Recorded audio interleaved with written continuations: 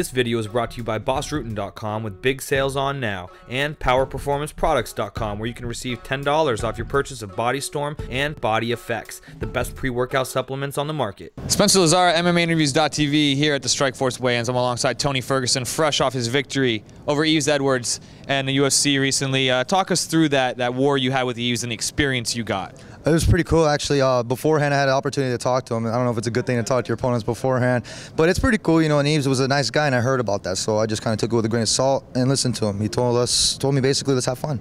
And so, you know, it was my opportunity to basically showcase the world that I can do other things than punch. You know what I mean? So the rolling omoplata was kind of there. I had an idea like when he was gonna, you know, do when he was on his back. So I wasn't gonna hold him on his back. I knew that he was gonna get to one leg. So I just knew what to expect. So that goes along with going in my camp and then being able to be vocal about what I think as an MMA fighter to my camp. Kind of ballsy, but at the same time, I'm stubborn, and it's worked for me for a couple years. So we stuck at home for this fight, and which was kind of crazy, but the conditioning was there. And my coach tells me, he's like, anytime you feel like you're in the moment where you're not conditioned, he's like, take a deep breath. He's like, you got this. And every round he would tell me, he's like, are you hurt? No, man, cool.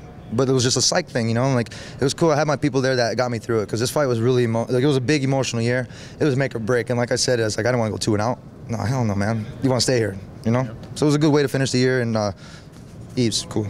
Yeah, your striking is ever improving, you know. And talk about that. And were you surprised you weren't be able to get the takedown though on him, or were you content just to kind of keep it standing and show what you got there? I was trying to prove a point, man. What it was is like, I can go 15 minutes in the UFC with a guy that's got hours in the cage. It's me to step up now. Kukui's here. Like, I'm the boogeyman. I got to make sure that I'm doing something with it, you know. And I don't know what it is, but I'm doing something with it. So I got to, you know, back up the talk now. You know, I'm just kind of like, all right, cool. I don't want to spend that much time in the octagon now. Now I want to do it all things. I want to touch up on every subject. I challenge all you fighters, touch up on every subject every round. Boxing, kickboxing, your takedown and your jiu-jitsu. And finish with some ground and pound. Do it.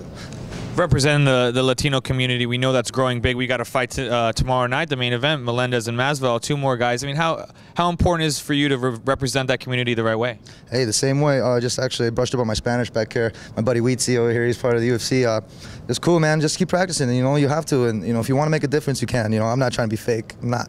My last name's Ferguson. It's crazy. But I am Mel Kukui, you know, and my last name's Padilla. You know, it's crazy. But it works, and what I'm doing is I'm working hard, guys. Okay, so if I slip, like, as far as my Spanish, just give me a break. So I'm trying.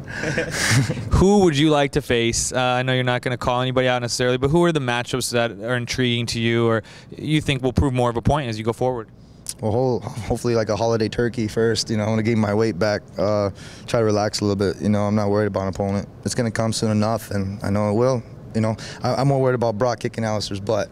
You know, and I know that hay's in that barn right there, and I know Alistair's going to have his hands full. So, how do you see that matchup unfolding?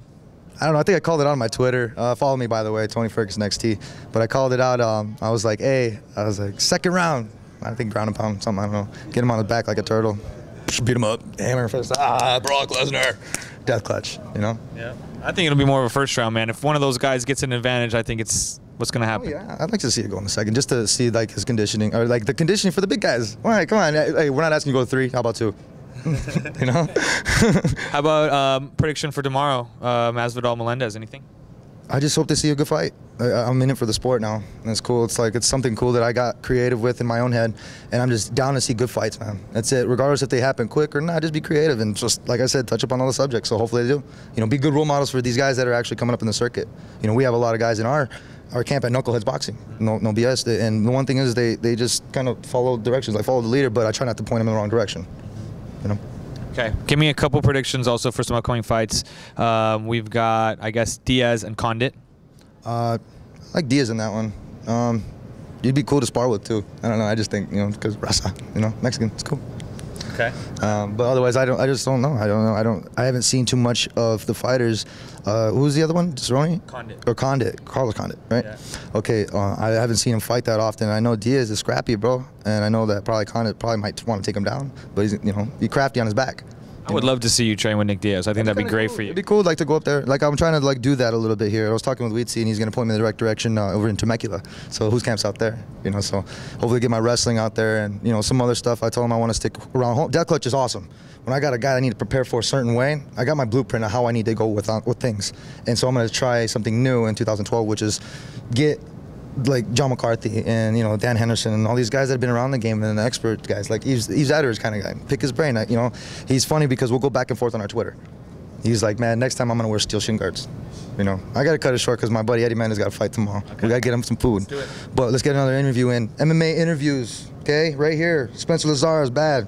Appreciate the time. Tony Ferguson, look for him moving forward in 2012 in the UFC.